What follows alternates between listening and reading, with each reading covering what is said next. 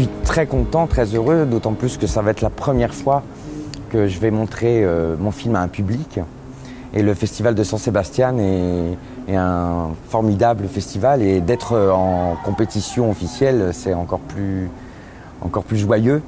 Ça veut dire que voilà, le film plaît, qu'on a envie de lui donner voilà, un éclairage particulier pour qu'il soit remarqué. Donc c'est super.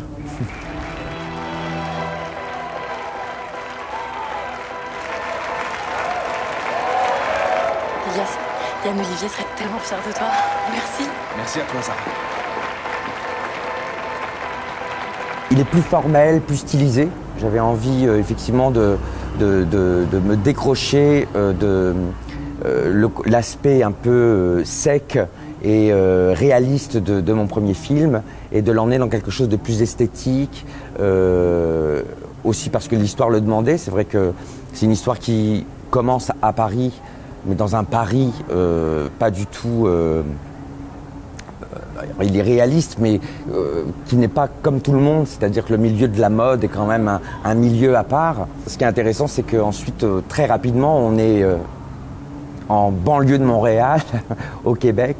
Donc on est quand même dans une culture nord-américaine, même si elle est francophone, et d'essayer voilà, d'appuyer et d'augmenter le curseur entre les deux univers que le personnage doit traverser. La mode, en plus, ça parle de vêtements, et même le vêtement est déjà une identité.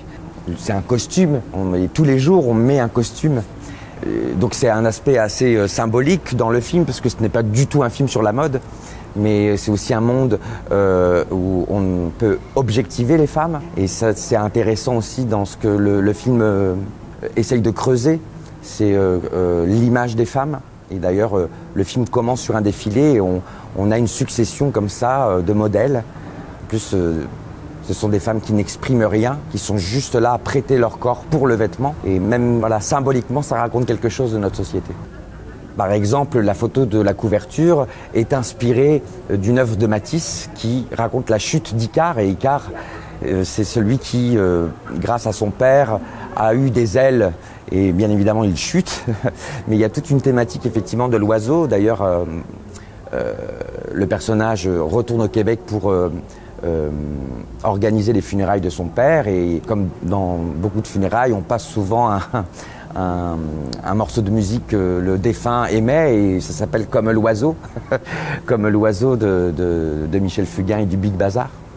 Donc oui, il y a une thématique de comment prendre sa liberté, comment prendre son indépendance. C'est sur de quoi on hérite, quelle est l'histoire qu'on laisse derrière nous et celle qui est devant, et comment en fait, même si, et c'est le cas du personnage d'Elias, on peut dire qu'il est comme dans un transfuge de classe.